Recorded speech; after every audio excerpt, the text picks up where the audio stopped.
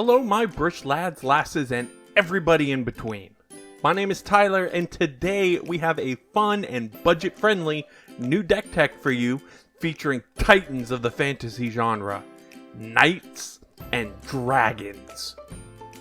Before we get started, please remember that if you like what we do here, throw us a sub, leave us a like, and write us a comment. What's your favorite dragon in MTG? I can't wait to harvest your ideas. But with all that out of the way, let's look at today's budget brew featuring Battlebond's iconic pair, the partners Khorvath Brightflame and Sylvia Brightspear. Khorvath is a 3/4 flying dragon with haste for 5 and a red, who partners with Sylvia Brightspear. While Khorvath is on the battlefield, knights that we control have flying. Sylvia, on the other hand, is a 2/2 human knight with double strike that partners with Khorvath, and who gives double strike to all of our dragons. The plan is simple. Fill the field with dragons and knights, then buff them with these two. Before we dive into our creatures, let's take a look at our two planeswalkers, Sarkhan the Dragon Speaker and the Grand Master of Flowers.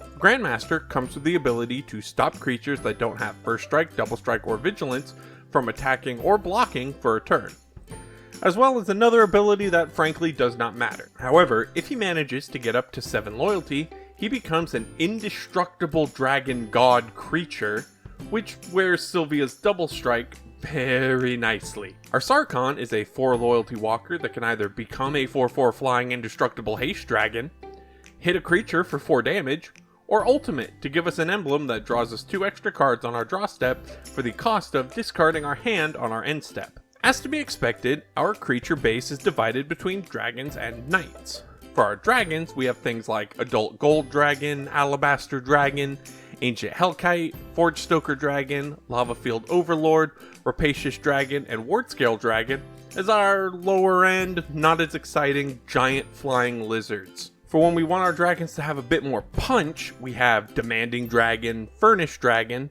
Hunted Dragon, Imperial Hellkite, Mordant Dragon, and Two-Headed Dragon. While they aren't the most powerful dragons around, they do a good job at affecting the board on their own, even without Sylvia's added double strike. To bridge our creature gap, I would be remiss to not include Nadar, Selfless Paladin, the love child of Sylvia and Khorvath, being a dragon knight that, thanks to these creature types, benefits from both Sylvia and Khorvath, becoming a 3/3 vigilance flying double striker that ventures into the dungeon on attack and who become an anthem for our team all on his own if both mommy and daddy are on the field with him. For our knights, we have a broader range of effects. Banalish Marshal and Inspiring Veteran are blanket anthems that give +1/+1, though the veteran only pumps knights, while Devoted Paladin and Inspiring Captain are temporary anthems for a single turn. Knight of Glory, Blood Knight, and Banalish Knight all come equipped with some form of evasion or protection, and if we find ourselves in need of a mana sink, Fireborn Knight is a double striker that can grow itself by +1/+1 for 4 mana. We also have Knighted Mirror, who can turn itself into a 3/3 with double strike for a turn, though it remains a 3/3 after activating its adaptability. Adriana, Captain of the Guard, has melee, and gives melee to all of our other creatures, which pumps them by +1/+1 for each opponent we attack, which can combine to devastating effect when paired with our commander's buffs. Gallant Cavalry is 2 bodies for the price of 1, both with vigilance and both 2/2s. Knight of the White Orchid can ramp us if we're falling behind. Order of the Sacred Torch can counter black spells, love to see that coming from the Boros deck. And our final creature, Worthy Knight, makes 1/1 human tokens whenever we cast a knight spell. Now, despite the theme of knights and their wide arsenal of weapons, most of our artifacts focus on helping us ramp. Soul Ring, Dragon's Hoard, Boros Signet, and Arcane Signet all have a spot, alongside our only 2 non-mana artifacts, Shining Armor and the Sigiled Sword of Valoron. Having such an immense focus on combat, we need to make sure that our creatures are not only safe from removal, but can also connect to deal large chunks of damage. Spells that grant protection from colors, such as Shelter, God's Willing, Feet of Resistance, Emerge Unscathed, Bathe in Light, and Apostle's Blessing can do just that, while cheap removal such as Dragon's Fire, Path to Exile, Spit Flame, and Swords to Plowshares can deal with creatures we just can't fully protect against. And the enchantment Absolute Grace gives every creature protection from black.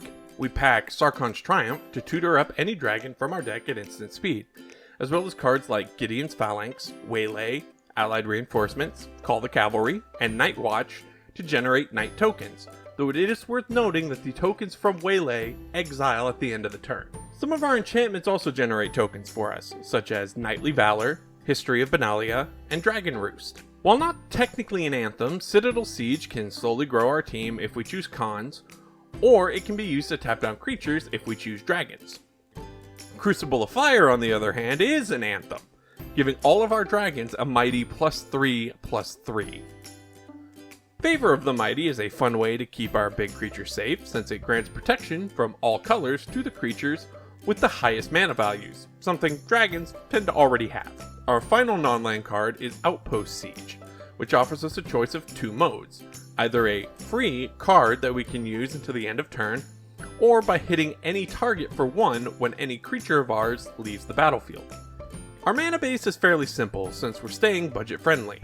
Battlefield Forge, Boros Garrison, Lorehold Campus, and Command Tower give us access to both of our colors, while Evolving Wilds and Ash Barrens can get us either of our colors. Cave of the Frost Dragon can tap for white, or become a flying dragon for a small mana investment.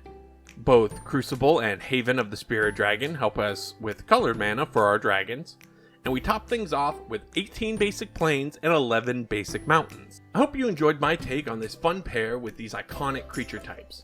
Feel free to expand and upgrade the deck with beefier dragons and mightier spells, and be sure to let us know down in the comments section below. Shoot us a sub if you enjoy our content, and we will see you guys next time. Peace!